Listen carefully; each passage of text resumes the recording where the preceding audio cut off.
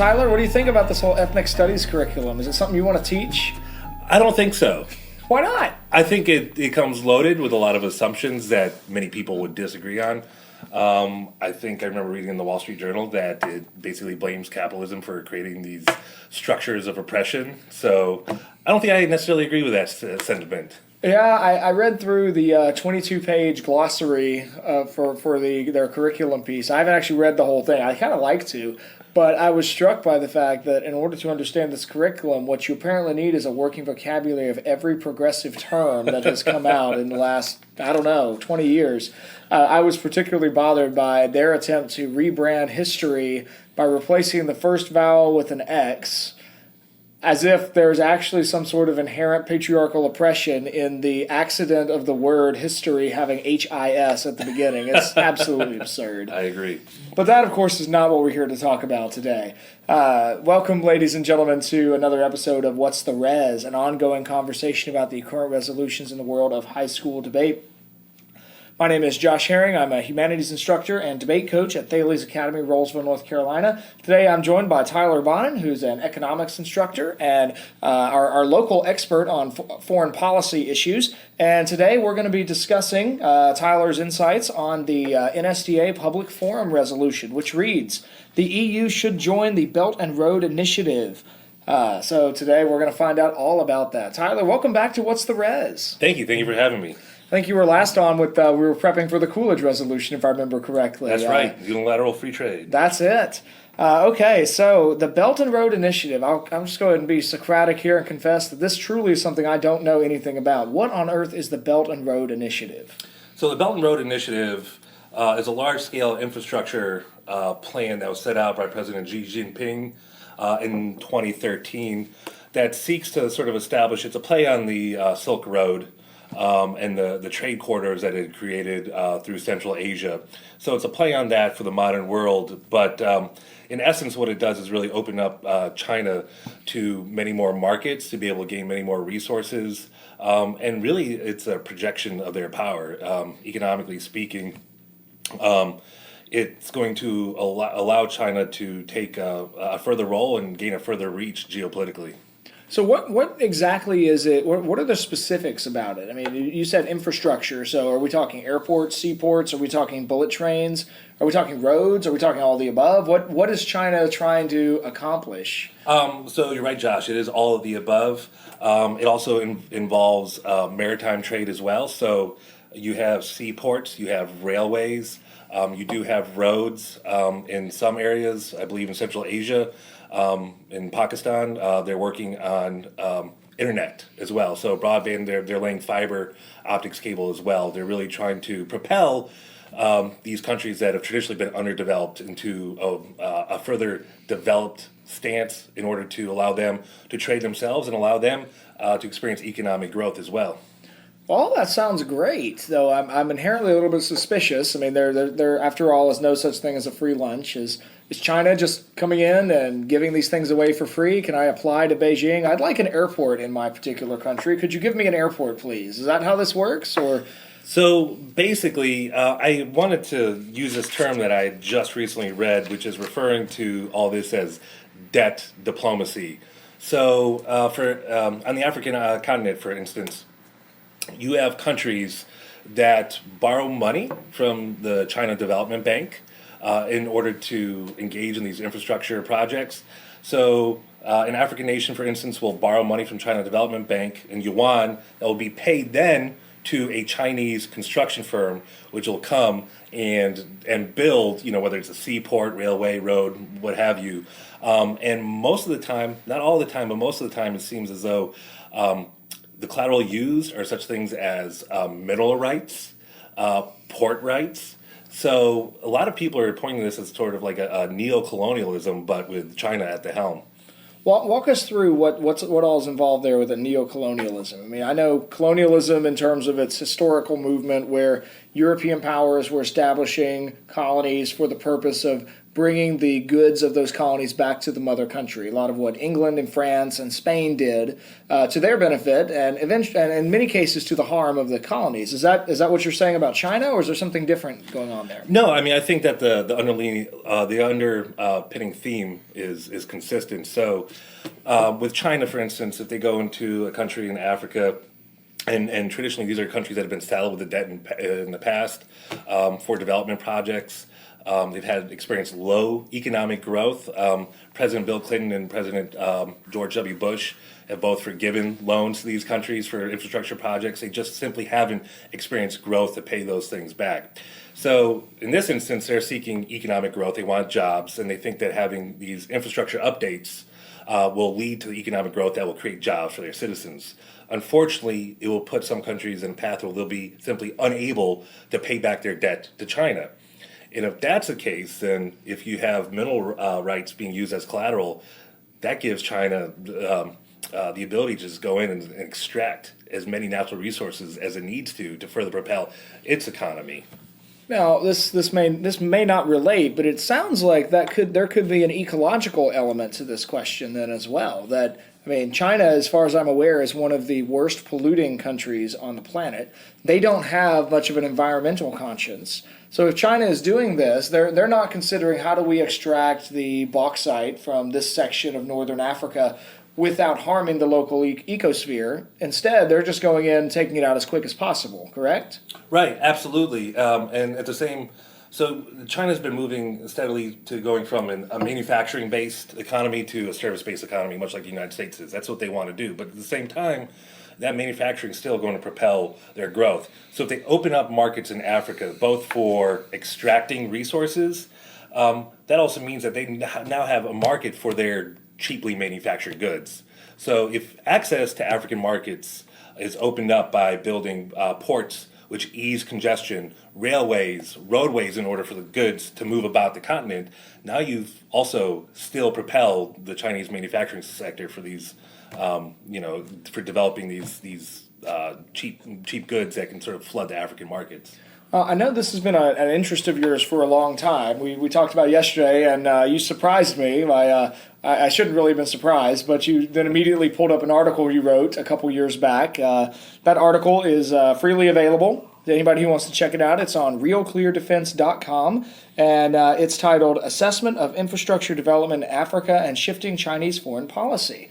And that was published on April 2nd, 2018. So what was it about this topic that kind of piqued your interest, and just kind of walk us through some of the things you studied in order to write that article?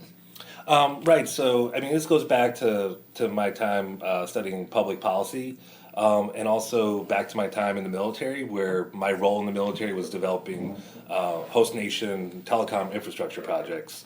So I had a real interest in this, and I started reading more and more, not just about the projects in Africa, but also in South Asia and other places.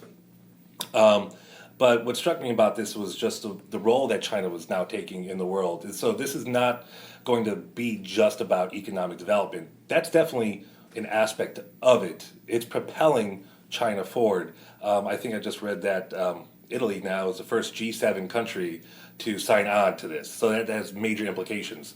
But in terms of Africa, China's always been beside this non-interventionist foreign policy. We're not going to engage in the affairs of other countries, but now it has to.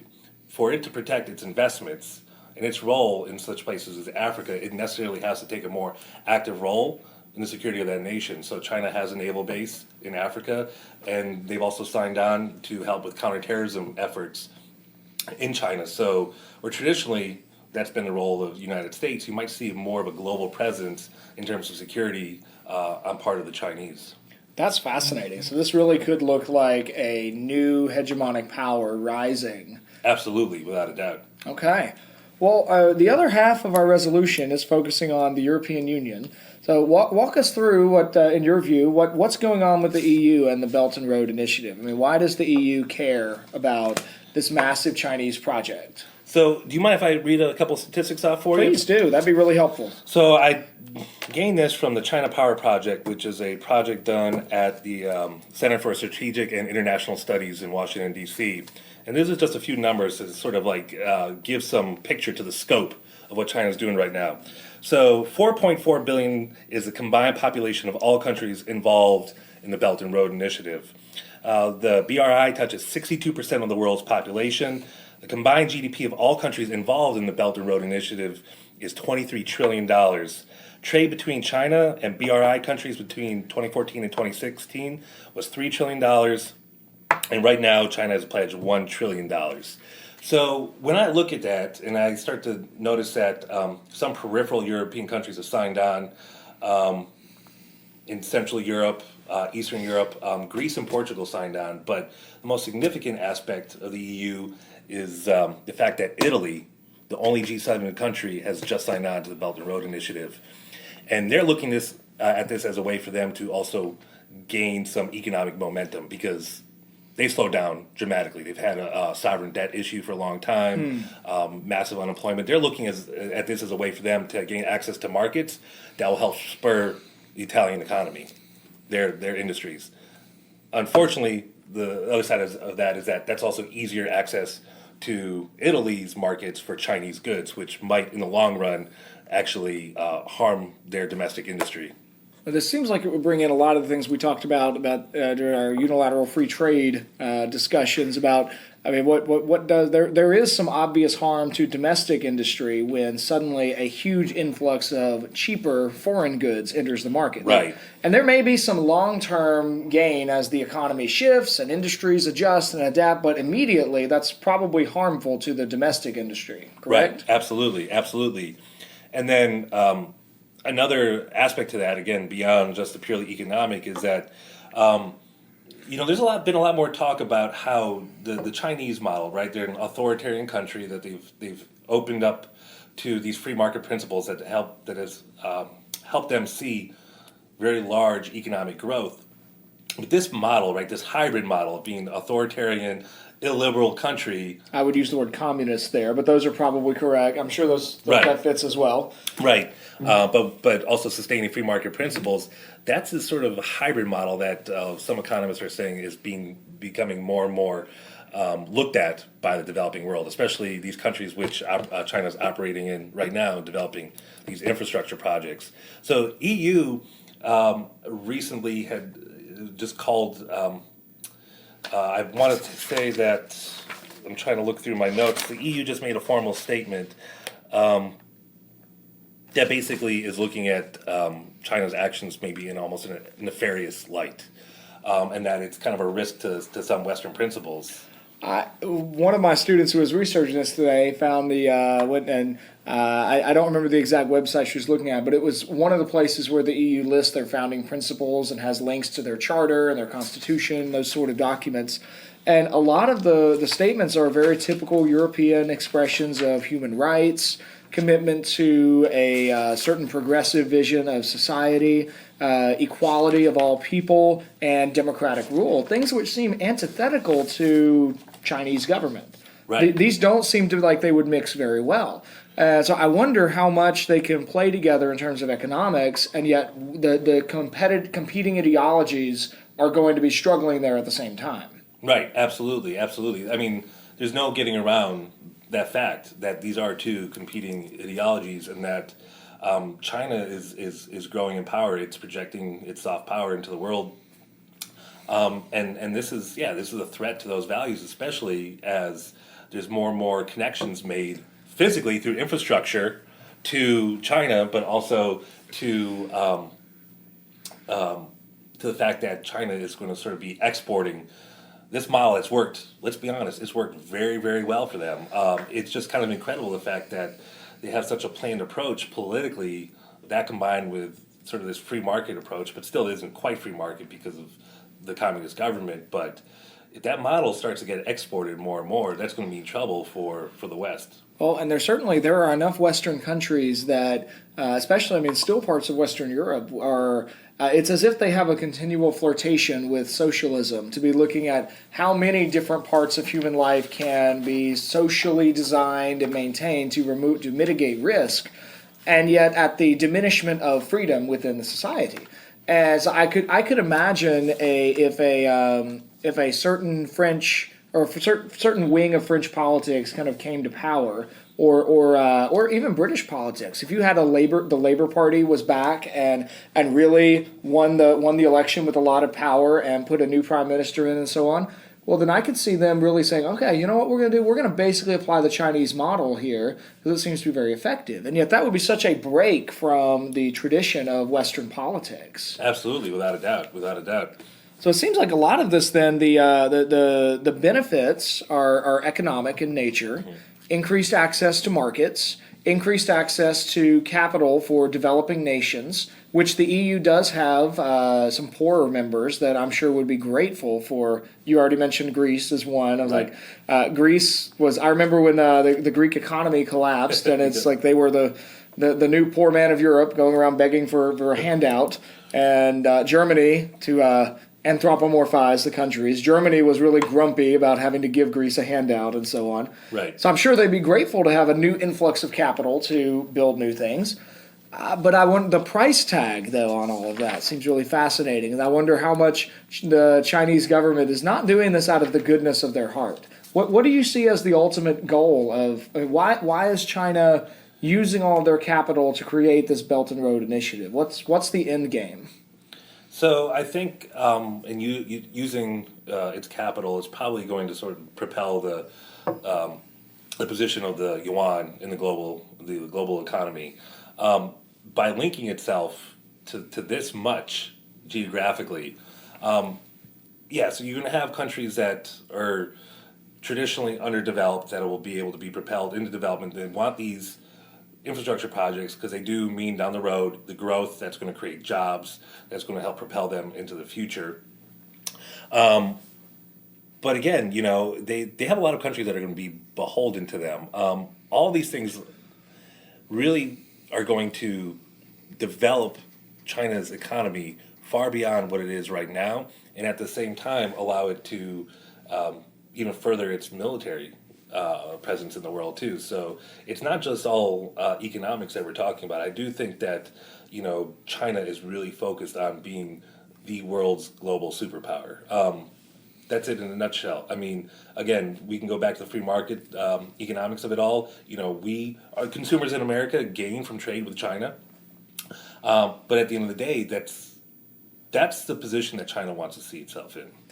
Which I find fascinating because that reminds me an awful lot of the Cold War narrative with Russia's rise and really the heart of the struggle from the 50s to to 1989 with the struggle between the free world represented by the United States and the not the cold world, but I guess really kind of the frozen world, the world without choice of communism represented by the USSR.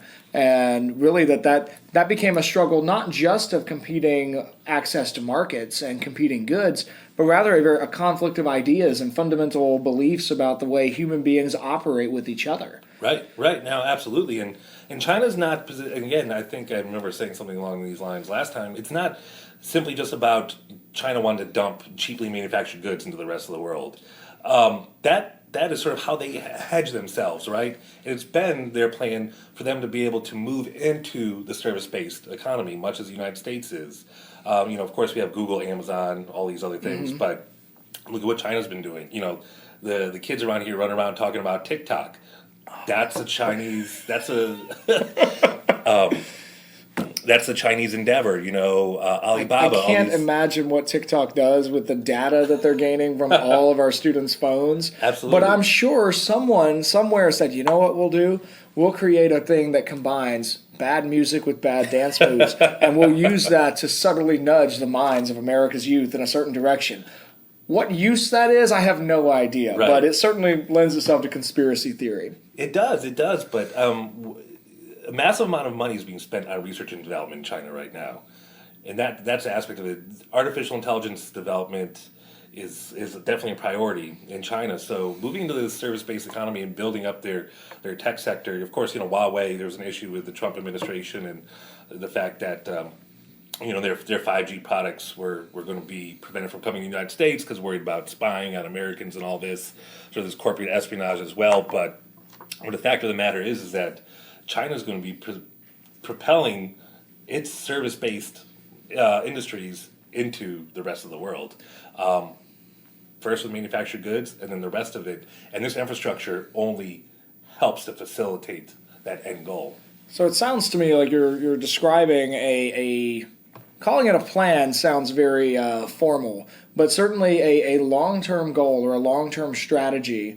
I know I was looking at one document that suggested the goal of the Belt and Road Initiative is to be completed by 2049. Right. So this is not, whereas I think this might be one difference between an American perspective and honestly, Europe probably there are parts of Europe that fit more in this kind of Chinese perspective, I suspect, than American.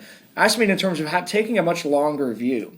We Americans, I suspect, tend to focus in terms of a 2-year and a 4-year and maybe an 8-year cycle. Right. Because those are the wheels, those are the patterns in which our government runs. Right. But when you're thinking about Europe, you're thinking about countries that have histories that go back hundreds, in some cases thousands of years. Now, China doesn't quite have that same historical continuity anymore, since 1949 was a big break with the People's Republic of China starting.